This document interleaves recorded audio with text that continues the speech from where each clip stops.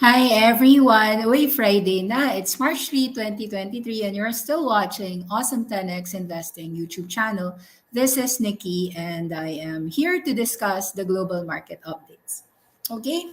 For those who are new here, please don't forget to like and subscribe the YouTube channel. I try to send every Friday a weekly recap or at the very least, not necessarily a recap, but what's really moving the markets and what I believe would be actionable ideas for you. Now, I'm also going to share my Twitter, which is at Faces Trader. For those who are new, please follow me on Twitter. This is my handle. Wait up. Let me share my screen here.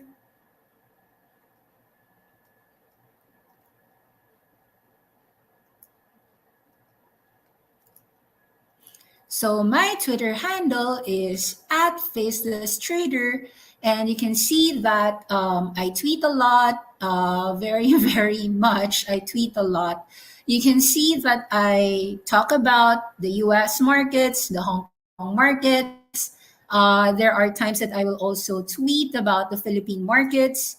Of course, if you have questions, I do not directly message anyone out there. You can ask me through comments. So let's say I tweet something, then you have questions, just comment on the tweet and I'll try to answer whatever it may be. Yun. So that's it, pansit. Let's talk about the markets. Let's present to you today's slides. Here you go. Today is March 3, 2023, another options expiry day. And we are positive on China and commodities. We are mixed on the US. When I say mixed, we are a bit of a bear, a bit of neutral. Some names we're willing to buy.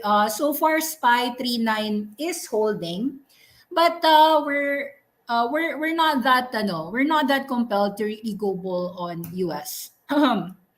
So I think that a bullish case could be made in China. We saw very strong economic expansionary data, and the market actually really reacted well on it. Let me share to you a few data. So on China, not just the PMI. Oops, sorry, ingay. Whoa, sorry. Um, teka. Yeah. Merong shinare si Reuters na data today. Kanin pang umaga yun eh. Kanina ko pa nabasa. But the point is that we had two back-to-back strong data actually in China. Makikita mo yun eh. So yung China PMI reading being up 52.9. You've got steel and iron ore prices recovering. There's copper. Basically, China really ramped up a lot on the reopening recovery.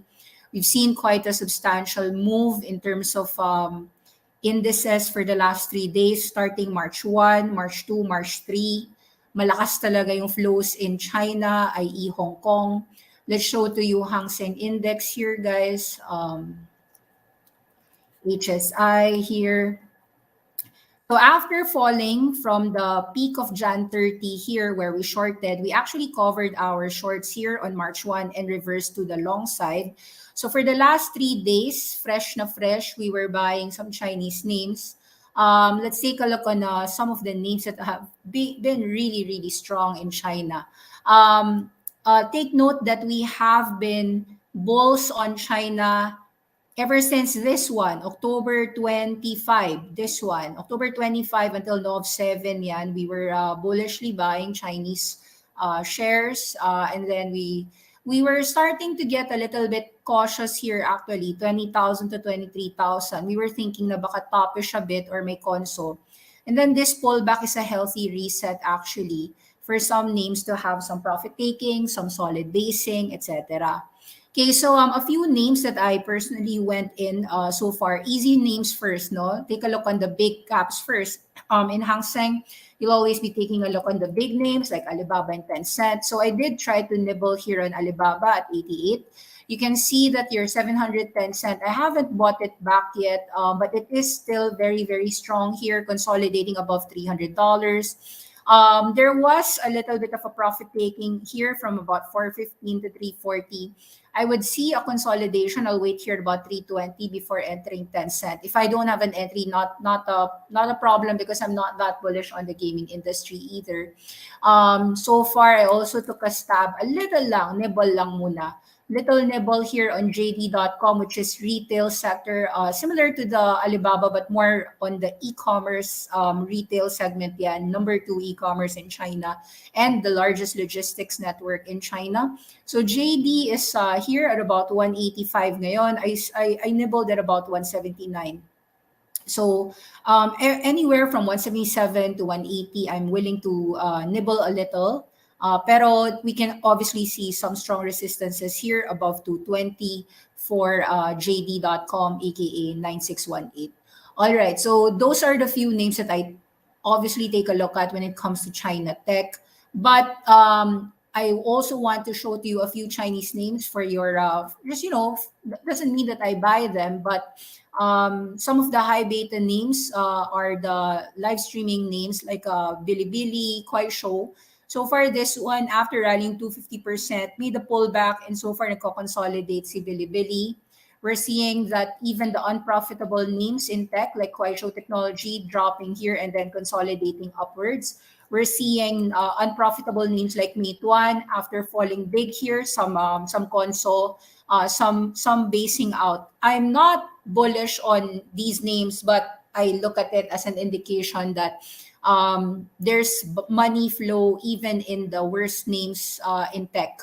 Now, let's also take a look at a few names here, guys, on some very, very strong energy names. Let's take a look at the big ones. PetroChina 857, very, very strong here.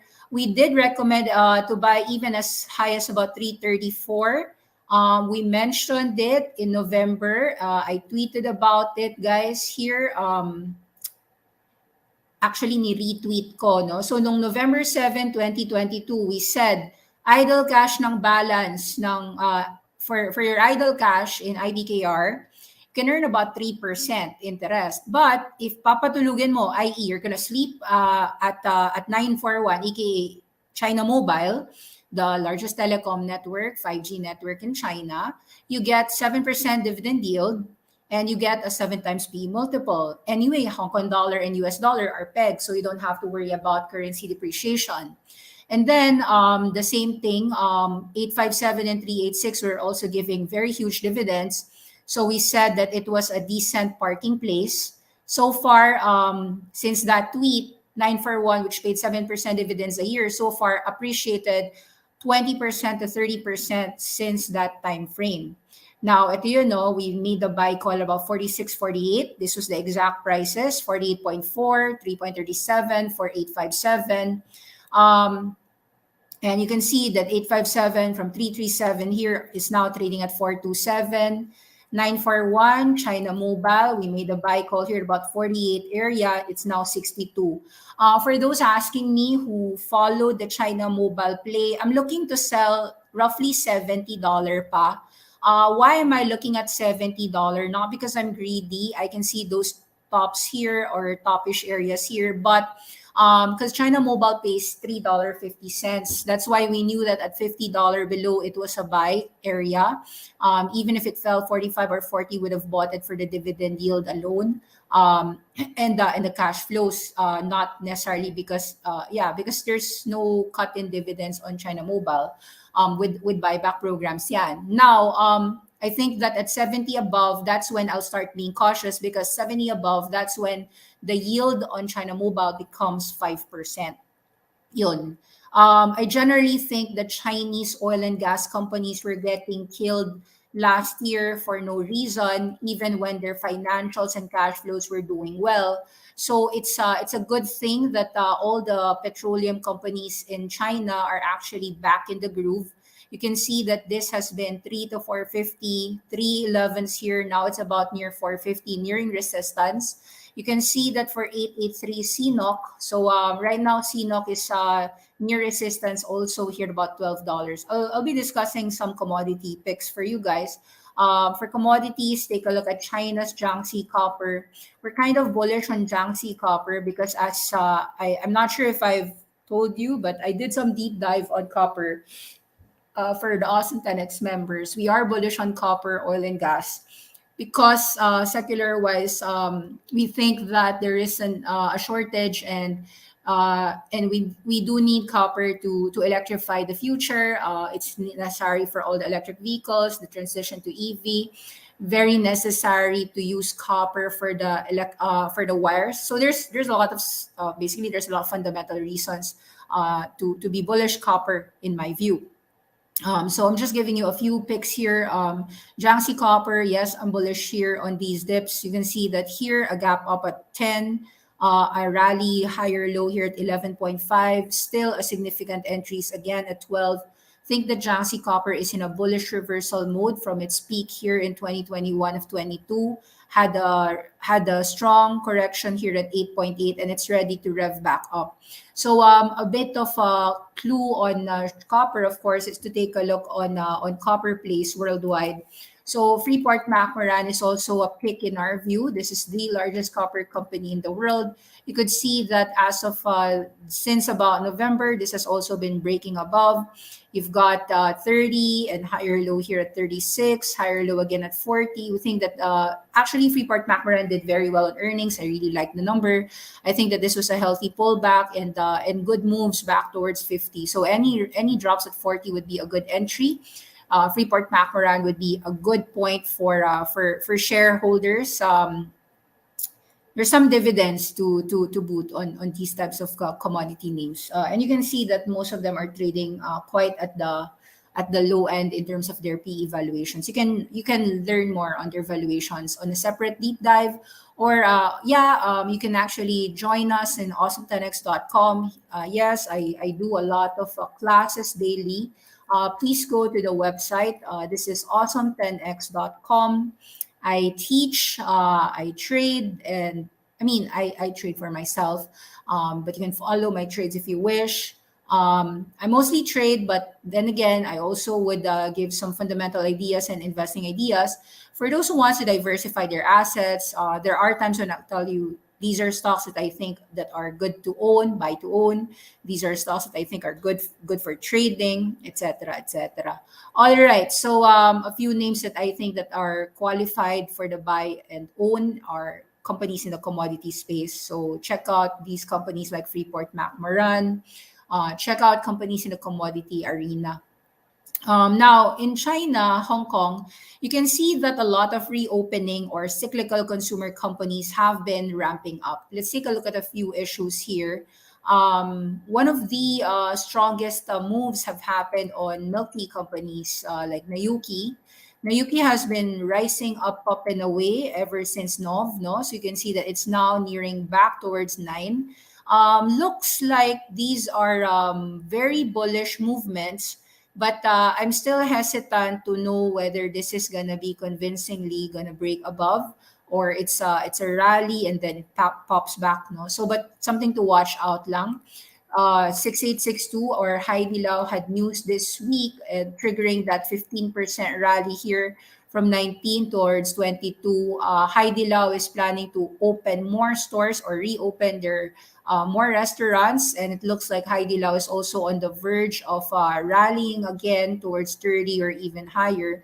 So watch out for these names. Looks like these are consolidation reversal points in China for the restaurant sector. Let's watch also for Heidi Lau, Cafe de Coral. Also take a look at 341. I'm looking at these restaurants in China and Hong Kong presently because I believe that a strong indication of reopening of the economy would bode pretty well for a lot of these industries in the in the even in the restaurant segment, or yeah, restaurant services segment. No, so Cafe de Coral, I think it's worth watching here at about 12. Let's take a look also in some names such as so let's take a look at what happened in Miniso. Pretty strong, no? So Miniso is trading in both US and Hong Kong. In Hong Kong, it's 9896. Actually, I gave a buy idea actually at 9, and it blows my mind that that idea went almost like 4x within about 4 5 months. Um, yeah, I mean, I tweeted about it, and it blows my mind as well. I didn't expect how good it would move. Yeah, Miniso has been a breakaway winner all the way. There's no resistance so far. Well, at least in the Hong Kong stock market. But if you look at Miniso, because it's traded in the US, actually, sobrang lakas niya na from about 5, it's now nearing 20. I don't think it will actually reach 35 or something. So medyo malakas talaga yung galaw ni Miniso. But I wouldn't chase this, pero congrats to anyone who actually held on all the way for Miniso. This is a significant move though to explain that there are really significant buy flows happening in China, which actually should make people be aware of a few things. Let's take a look on a few things here. Um, for your information, Pintot was Temu, Chinese retailer, chases cost-conscious Americans with low prices. You can check out the CNBC recent interview, wherein low-price Chinese retailer continues to grow. This Shopping app is that's Temu has become the most downloaded shopping app in the United States, despite tensions with China. Eunice Yoon joins us right now with a look at the company's strategy. Eunice, good morning, or good evening there. Hey, Becky. Well, Temu is short for Team Up, Price Down. The company sources from workshops like this one in the manufacturing town of Wenzhou, where a faux leather jacket can be made for $4 a piece. So the company says that it's able to pass on those cost savings to American consumers by leveraging off the logistics network of its parent, China's NASDAQ-listed PDD. Chinese apparel maker Yanpu had no idea how to sell to the U.S. until shopping app Temu came along. The overseas market is like an open ocean, he says. This jacket is the most sought-after item that Yan sells to his American customers. Before joining Temu, he had 0 U.S. business. Now he sells 400 of these a month. The app, backed by Chinese-owned e-retailer PDD, launched last September and already has 24 million downloads in the U.S. The secret? Super low prices. Temu's bargain prices appeal to cost-conscious Americans. Right now, all of Yan's products on the site sell for under $60. He says Temu insists prices for his faux leather and fur jackets need to be lower than anywhere else, even China. Temu covers all his shipping to the U.S. and half in China. It handles his marketing on Twitter and Instagram and provides technology so he can easily swap out Chinese fashion models in his ads for Western ones. Amid tense U.S.-China relations, Temu downplays its Chinese roots. The company is headquartered in Boston. And nothing is more American than advertising during the Super Bowl, which is what Temu did. Yan is no NFL fan, but says the ad boosted his sales 30%. Customers don't care about the politics, he says. They just like our stuff. And Yan. Yeah, okay. So I also believe in the same rhetoric that basically most Americans, they don't really care much about these wars or rhetoric or I mean, of course they believe that we have to save Ukraine, but it's not to the point of really trying to initiate war or already aggravate the tension between US and China. So a few things. Pintuoto is of course listed in that Nasdaq. I think it's a bit toppish here, honestly, at about 110 here. But recently, as you can see, since March 1, things change a lot for the Chinese market, we're triggering a lot of buyers here at 87. Then we had a very bullish engulfing for Pinduoduo. I think that what's happening here is a very healthy consolidation right now for Pinduoduo, and you may actually see something like a longer basing out, like a healthy console. We'll see what, but my only problem with Pinduoduo is that this is quite expensive versus say Alibaba or JD. So personally, I'm long on Baba and JD against Pinduoduo, but I'm not really saying that Pinduoduo is going to go down or go bust. I just think that sure, it had very strong earnings. You can see that it's gone from $20 to $40 to $80, and then now over nearing $100. It's gone up very strongly based on their recent numbers. Really, almost all their earnings did well, but but something to watch. Actually, it's something to look at. I wouldn't buy too high. I'll try to. Sometimes if I don't buy high, I never get the momentum moves then. But I doubt that we'll really see a continuous V-shaped rally for Pinduoduo. So I think like there might be some push and pull happening here at about 110. So I think that I'll get some entries somewhere at 85s or 70s. So I'll watch it, but it's something to be cognizant of. Okay. Wait up. Okay, so yeah, so for China Mobile, I think it's already been up and away. It's been a good dividend play. A lot of the banks were getting in a lot of funds, in my view.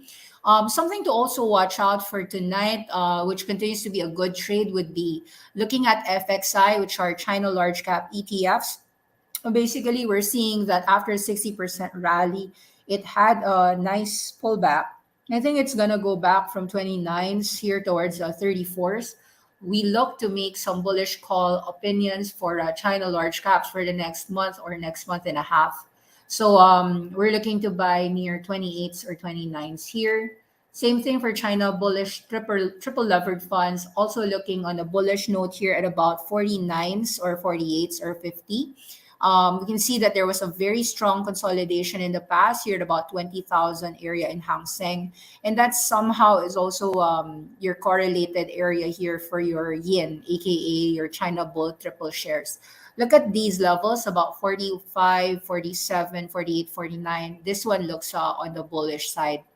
Something to watch out, similar with the Temu shopping app, which really is catering to the cost conscious customers in America. You can see that there's a very huge pattern happening in all American spending right now. They're spending on consumer staples. It's very evident in the earnings of Costco, Target, and Walmart. I'm just going to read a few notes here. People are spending their dollars where they feel they should be spending them. This is what CEO Craig Jelinek said on a call with investors. The retailers saw an increase in sales in the fresh food, sun-dry categories, and weakness in big-ticket discretionary items, with a drop in non-food items such as apparel, jewelry, and electronics. So guys, I think it should be very cognizant for your portfolios that for us, we think that the retail market is a tale of two cities. We're bearish on companies, say Nike, so companies like Apple or Dell or Best Buy, but quite bullish on companies like so Staples. Well, the problem with Staples right now is that it's quite expensive too. It's not as if I'm gonna buy Costco or Target or Walmart, but so I wouldn't. So I know that the discount variety stores would be bought though if they drop. So I'm not bullishly buying any Staples just yet. But should companies like Coca-Cola and Pepsi fall something in the realm of about 20% this year, I would be looking bullishly on that. Say companies like Procter and Gamble fall below 125, for instance. Procter and Gamble is still at 140 now. So I'm just like looking at for about 20% discounts on consumer staples. And I think that there's a buyer there. So a few things to also watch out. You can see that the tail in the US is really a tale of two sides. a lot of cybersecurity names really benefited very well, and their earnings can show it.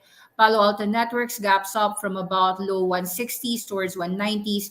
More importantly, this is rising from about 130s. This has been a rally of about more than 50% and still continuing. I'm not sure if it will rally back towards 210, but this is something to watch for, something to look at in your earnings plays. I don't have it. I think that it's expensive, but it's expensive for a reason. Companies like Palo Alto Networks for solar trading at very strong movements after their earnings numbers. Worth in your watch list if you're long side, but just be cautious on the valuations. As I said, I'm bullish on commodities. So in the US, I'm mixed. I'm bearish on the SPY, but I'm actually bullish on certain names in the US that are listed in the commodity or minerals related sector. Here, I'm going to show you a few names. Year to date, you're seeing Freeport McMoran up 12, Tech Resources up 10, BHP Rio Valley up 441. BHP Rio Valley happens to also be very huge cash dividend players. I actually like them. In terms of gold mining, I'm looking at Newmont Gold. In terms of silver, I'm looking at PAAS or Pan American Silver. I'm not quite sure if gold and silver are going to be resilient, but so far, in terms of inflationary hedges, I think there are a few people, not necessarily a majority of us, who still believes that precious metals can be a compelling inflationary hedge. Since you cannot actually earn dividends in owning the gold and silver coins yourselves or gold bars, one way to actually attack earning some dividends would be going through Pan American Silver and Newmont Gold. Let me show you a few of these charts. Freeport McMoran, as I said, we're bullish on copper. Tech Resources, if my memory is correct, Tech Resources, coal and iron ore, steel, mga ganun. Bullish moves on them.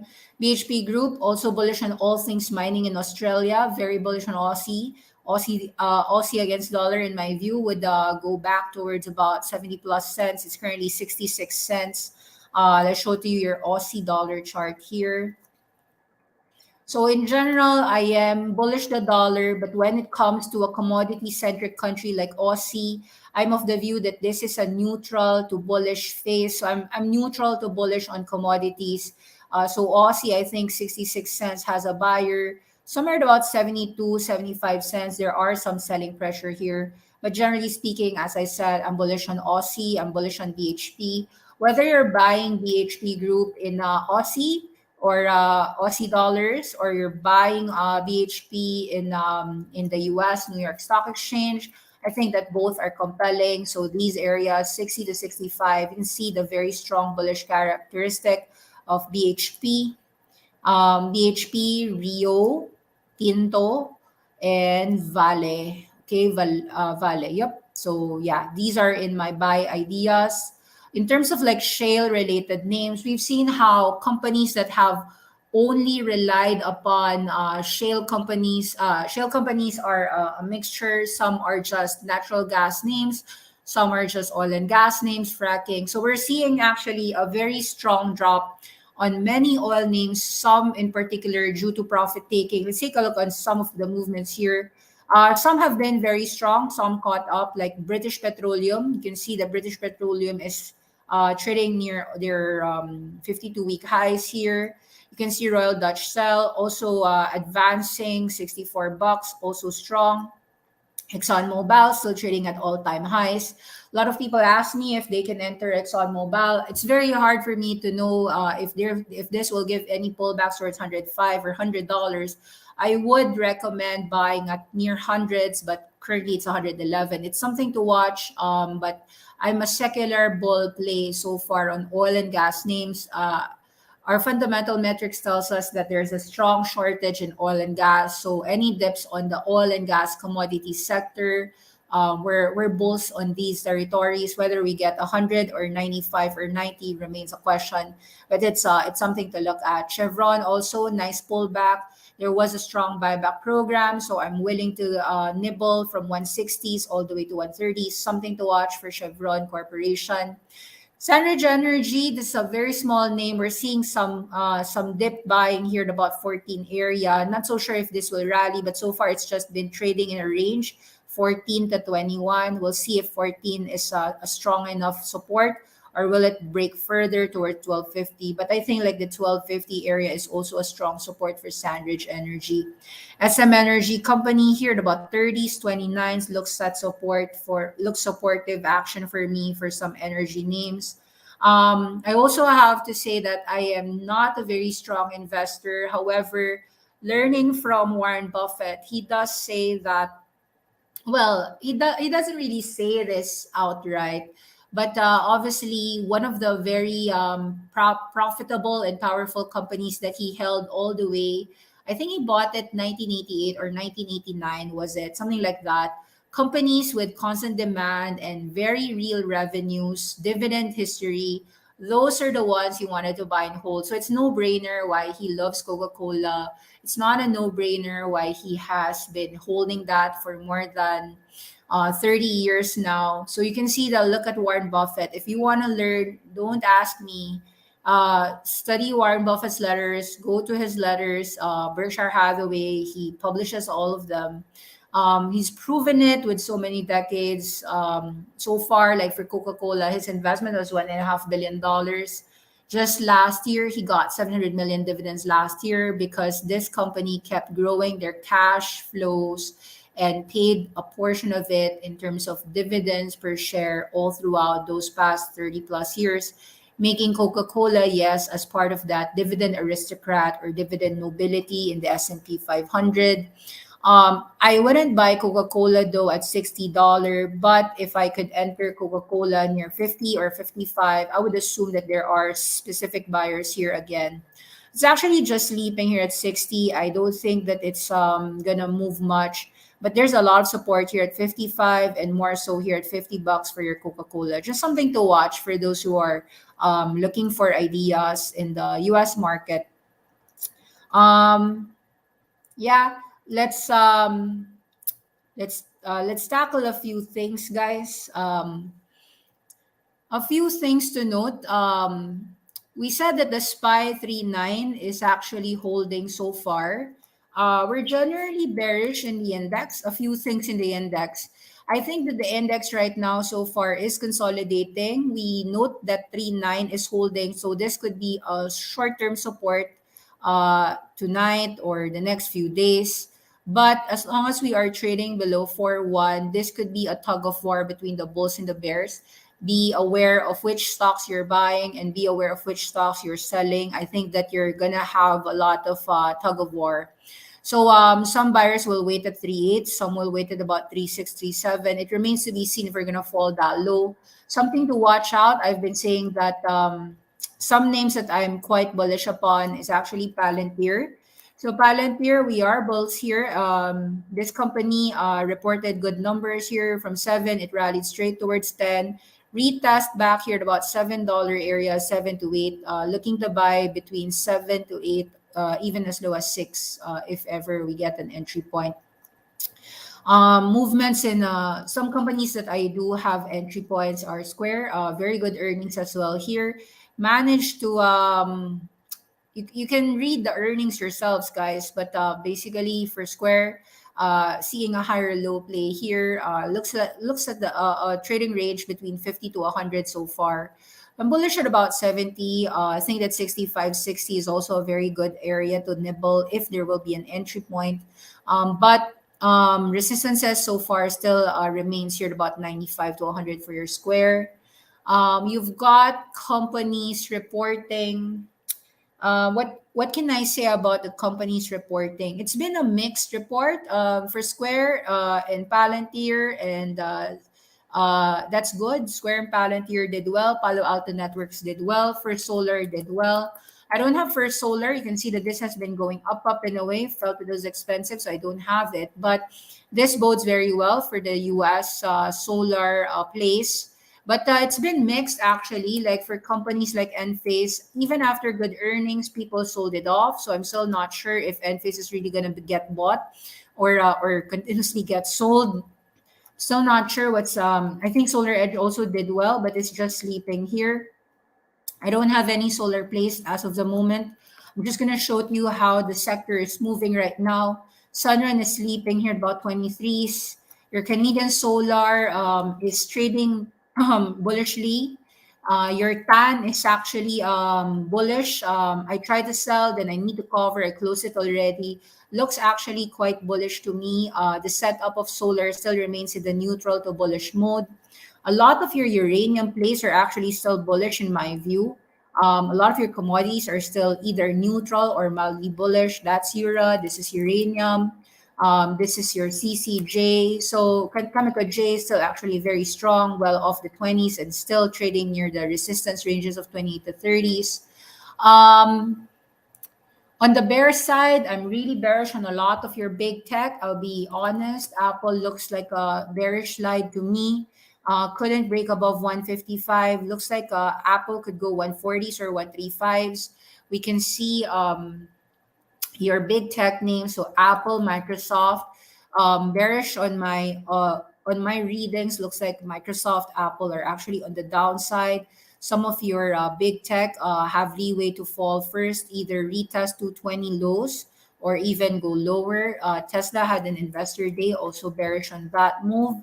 Um, so far, it's just consolidating here at 190. Could still go 200, but I think that there are a lot of sellers here already at about 200 to 220.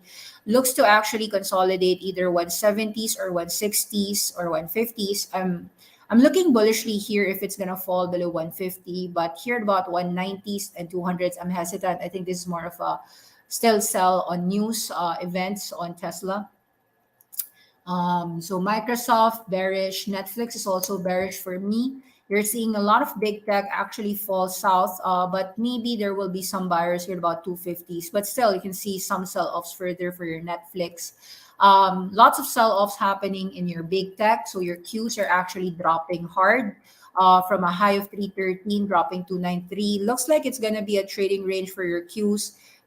Looks like a lot of buying action almost here at about 280s or 260s though. So just watch out. Don't be too bearish, but don't be bullish either. This looks to me more like we're still in a chop fest for the I think for March.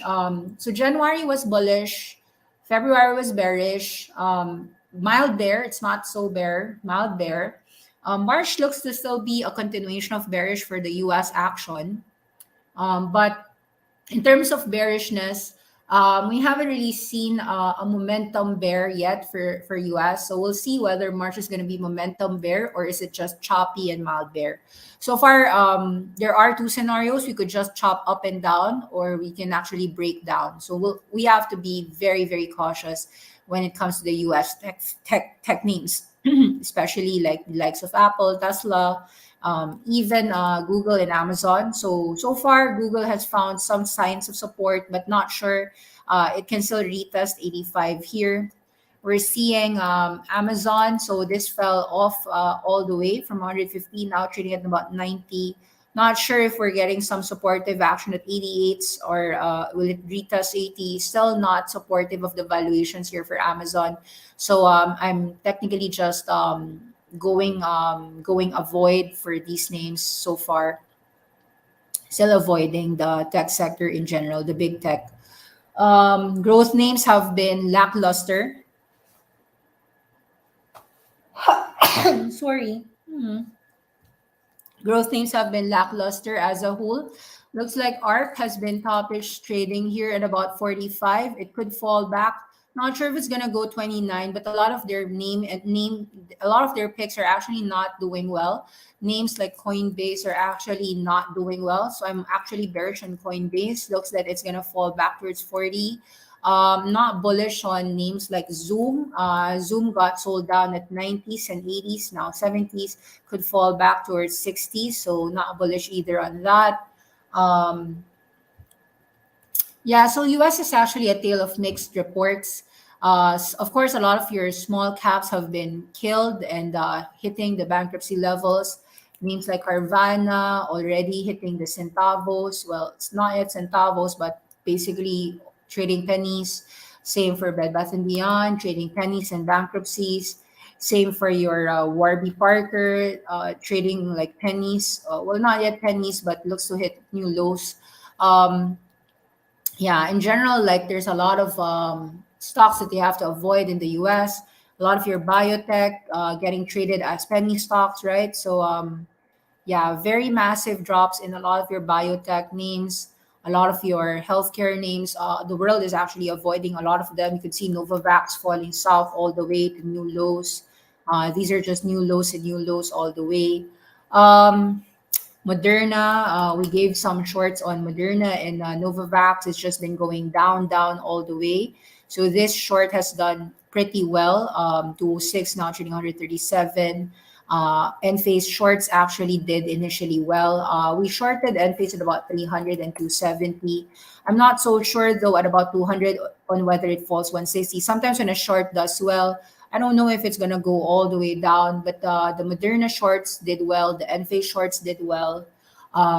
We've got a lot of shorts on the big tech, so Apple, Tesla, Nvidia hasn't fallen yet.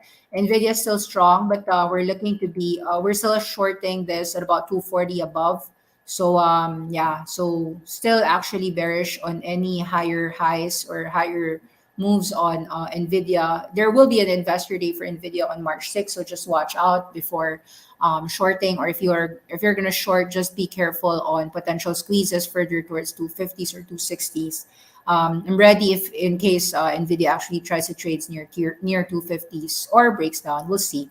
Yeah, so generally bullish on China.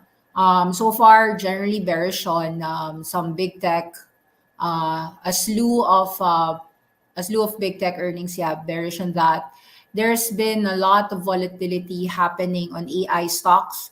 AI, I think, is up 20% tonight, but still bearish on these names. But I don't have shorts on C3 AI. I think it's 20% up after hours. I think it's opening at about 25, could even rally 29, but basically not a believer so much on these types of names. Baidu seems consolidating very, very strongly. Possibly AI hype, possibly some Chinese buyers or Chinese flows. Very scared on AI, honestly, on the hype on AI. But so far, the market seems very complacent when it comes to AI names. For AI, I'd rather just get Palantir. I'm not really confident in all these Chat GPT and Ernie bots of Baidu. Um, yeah, and the sector to me looks toppish as well, even for Baidu. Toppish area here about 165. They reported earnings, they have buyback programs, but I don't know if that's actually good given that they've rallied already here at about 160, unless they're planning to make buybacks below 100. So it's a question mark to me.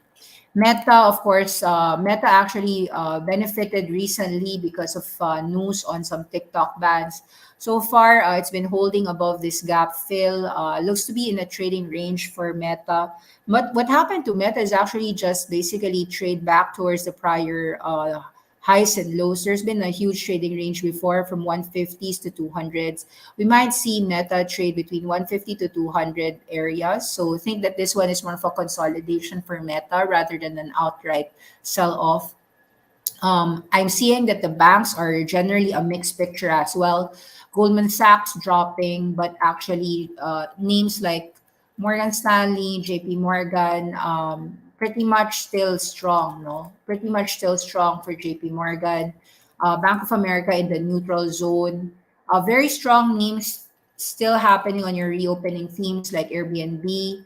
I'm bearish on it because of the valuation, but it seems like there are so many bulls that are willing to get Airbnb as well if it falls down anytime here at about $100 or 80s, especially 80s. So I think for reopening themes like Airbnb, we're neutral here. There's been a really strong set on a few companies like I don't really trade this, but something to watch also. Some burgers, Red Robin Gourmet Burgers did well. Shake Shack seems to be doing pretty well this year. We're seeing some sectors in the restaurants manage to hold up their higher lows pretty well, despite this consumer discretionary fears of less consumer spending. So far, that's why we have a choppy market. We haven't really seen a very, very strong data to suggest that there's a really strong case for a big sell off. I mean, the earnings were very bad on companies like, if you're asking me, like companies like Apple, companies like Amazon, those were really bad numbers. But some names actually did well, so it's a mixed report. We're seeing consumer spending die a bit, so Visa on a small sell off here. Not sure if it's gonna consolidate all the way. I mean, drop back towards 190s or 180s, or just consolidate here. Still watching all these movements. Same for Mastercard. They're seeing some slowdown on travel, so cross border spending. So actually, if you're gonna ask me, I'm of the view that these movements on Booking.com, or Airbnb, this might be too topish for my taste. Booking and Airbnb, in my view, are mostly sells on rallies. E-commerce are also sell on rallies. Etsy Corp has been on a sell off. You can see a very strong downtrend now happening for Etsy. So 150s, 140s, 130s selling off on companies in the e-commerce space. Farfetch really did very, very badly here.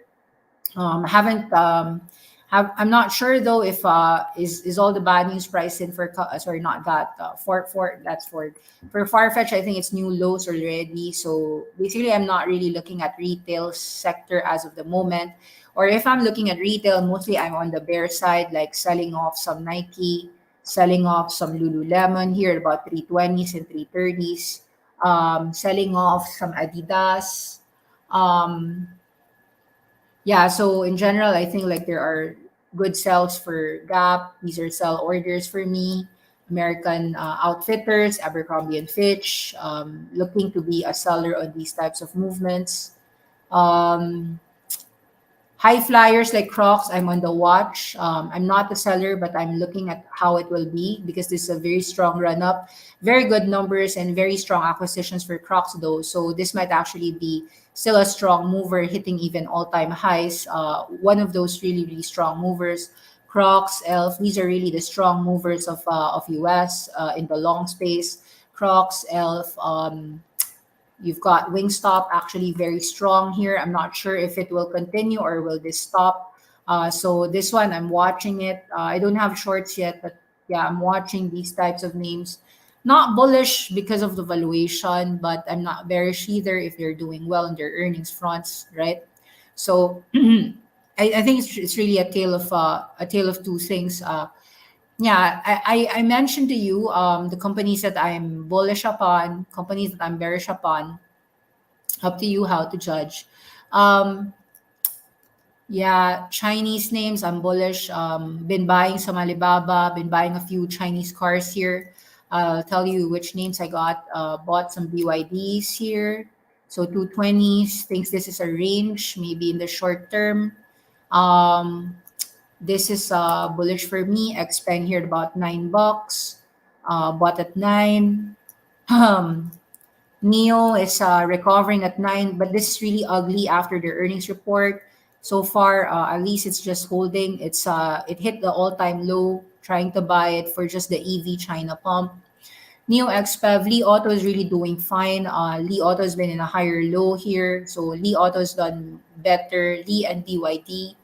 Geely has also been pretty okay. So Geely, I also try to enter in Hong Kong.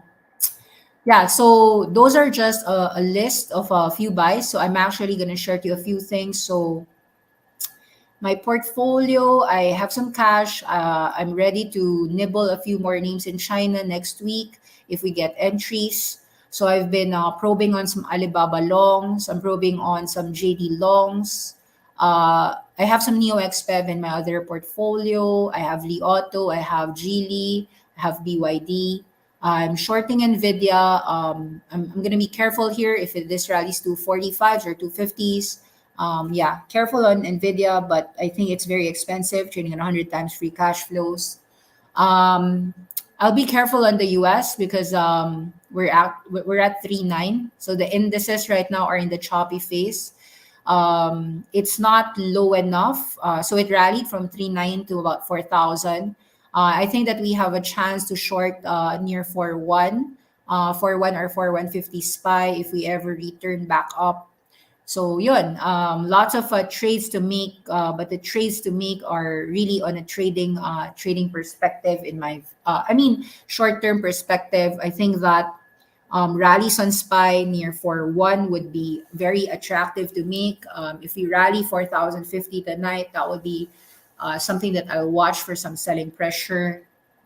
Bearish generally on big caps, so I'll be looking at those names like Tesla, Nvidia, Apple, Microsoft for some selling action on certain levels, like sell action on Apple at 155, sell action on Tesla at about near 220s. So selling spreads, selling credits on them. Yeah, I expect some SPY action to be sold near 4-1, and I would act on it. Yun. So I think like you just have to be generally aware of certain levels, and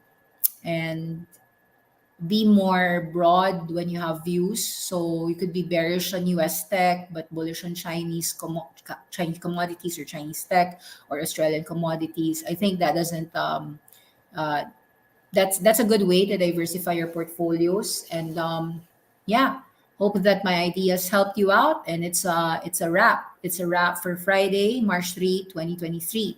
See you again soon. And I might not make a video next week though.